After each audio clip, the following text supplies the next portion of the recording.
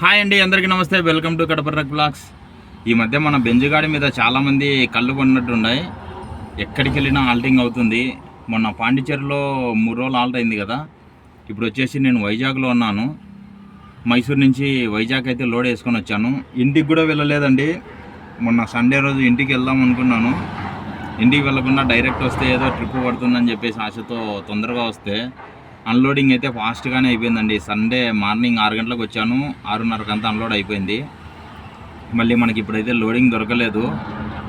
ఇలా లోడింగ్ దొరకకపోతే చాలా అంటే చాలా ఇబ్బంది పడాల్సి వస్తుందండి. ఎందుకంటే ఇప్పుడు సండే, మండే, ట్యూస్డే ఇప్పటికి 3వ రోజు అండి. ఈ 3 రోజులు కూడా మేము ఎక్కడ ఉండాలంటే చూడండి, ఒకసారి బాగా గమనించండి. ఈ చిన్న ట్రక్లోనే మేము టైం స్పెండ్ చేయాలి.